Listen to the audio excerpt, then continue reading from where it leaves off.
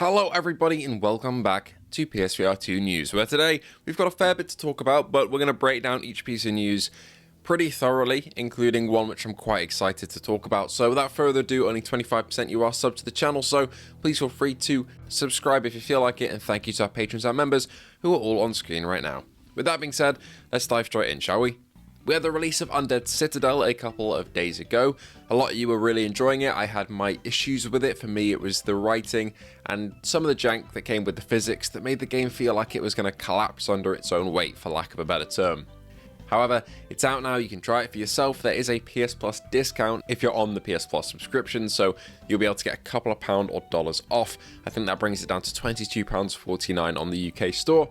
So that's good for all of you who want to take advantage of that. The combat itself though in the game is pretty damn fun. I'd put it almost as good as Arcane Age, but not quite. Something about Arcane Age just makes me come back and play it again and again with all the trial modes. For Undead Citadel, not quite there, but if you roleplay and kind of get into the fighting and just try not to cheese the fights and try and get them over as fast as possible, you can really kind of get into the flow of it and enjoy yourself properly. So I'd recommend doing that if you jump in. Don't just try and win, try and have fun and kind of roleplay in the moment. That's when you'll get the most out of the game. Overall though, it seems the launch has gone decently well, and also the addition of a 120 reprojected mode has been added to the game since my review went out, meaning that if you want to get sharper visuals, more like the PSVR version of the game, you can play reprojected, although for me, 90Hz is the way to go, because it just feels a lot smoother. Speaking of post-launch updates, GT7 came out a couple of years ago now, but is still getting updates, and we got one the other day. It added a couple of cars, but for me, my favourite was the Lancia. I had a great time off-roading with this one, and if you own GT7, go pick it up from Legend Cars this week. How Legend Cars works is that they get rotated randomly, so if you like the look of the Lancia and want to do some off-roading, it's only going to be there for, I think, a week or so until it gets kind of rotated out, and then it will come back at some point in the future, but just don't take that RNG chance. Just go and buy it for 300 grand. And have that peace of mind if it's one of the ones that you want to pick up, because the silly way that Legend Cars works means that they have this FOMO that I wish didn't exist, but it does. So go and pick it up if you want to get that. Overall though, the update was a bit mixed for me. I wouldn't have chosen a PureTech engine powered car to add to the game in the new Peugeot. The Citroen's alright, but for me the Lancia is the best. We also got a brand new update for Phasmophobia the other day. I really like this update, I gotta be honest. It adds a ton more to do in terms of working as a team. Now somebody can be on video while someone's on photos and the other person's on sound.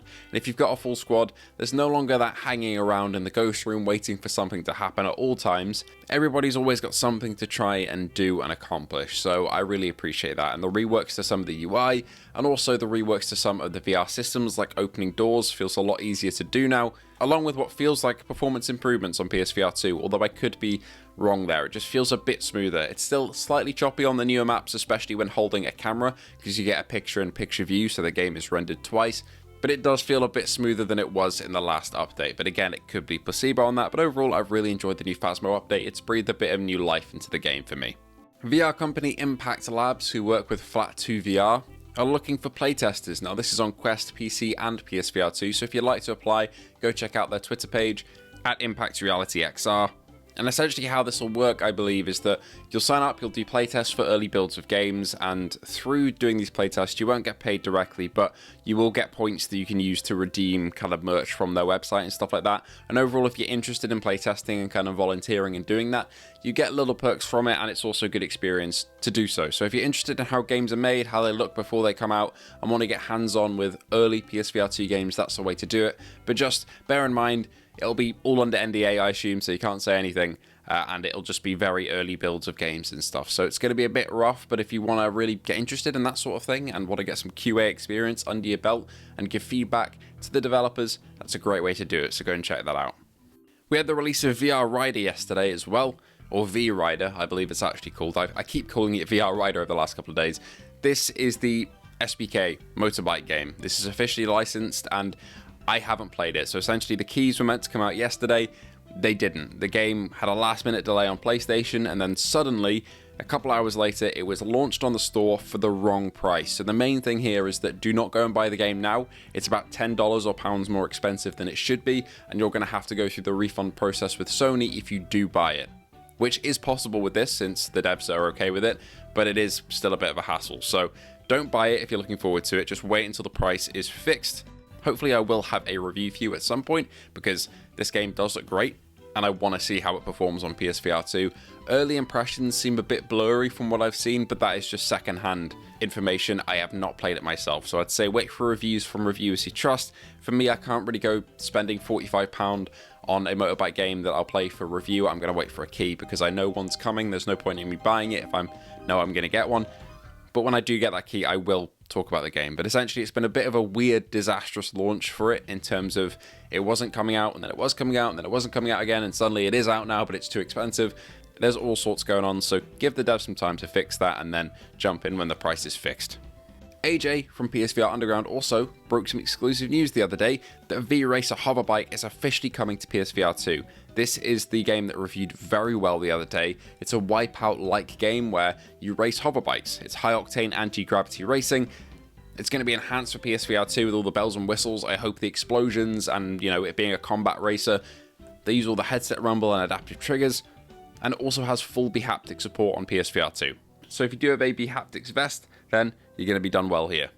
The main thing here, though, is this happened because of you and AJ, as well as all the other creators who have voiced their opinions. But AJ was a massive part of getting this greenlit and pushing this to the devs, and now it's coming by the end of the year. And also you guys, you vocally said that we want this on PSVR 2, you should make a port, and now it's happened. And without you, that would not have happened. So hats off to AJ, hats off to you guys, the game looks great.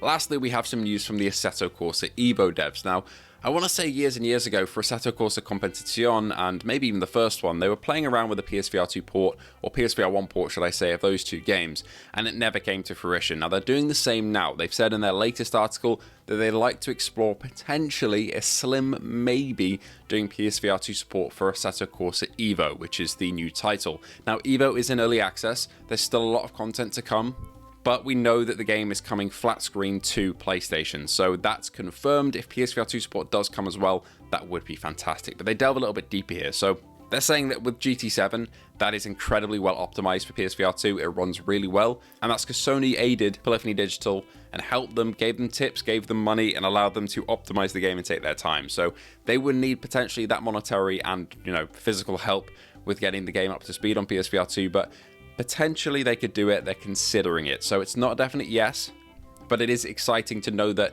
it's on their radar, because for a lot of sim racing games that come to console, we don't hear anything, but for the Assetto Corsa devs, they've been vocal in saying that they hear us and they want to try their best.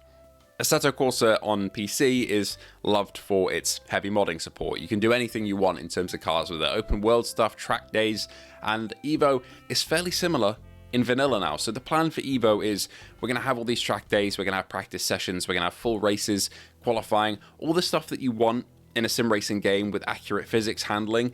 But there's also, I think, going to be a Nürburgring Nordschleife map that is not just the Nordschleife itself, so you can go around the entire 12 miles or so of the track, but you can also leave the track and traverse around where the Nürburgring is. So you'll have many square miles around that of free roam driving, and then you can drive yourself into the Nordschleife, do some laps, do some, like you were having a track day there yourself, like you had booked it. So imagine that on PSVR 2, jumping in and doing that.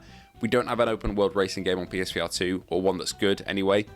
So if that could happen, that would be absolutely unreal. So here's hoping the Assetto Corsa devs pull that one off. But it's a slim maybe at the moment, so temper your expectations. Oh, final note for today's video as well, before I forget. Me and Brian talked on Without Parole last night a lot about the new truck driving simulator on PSVR 2.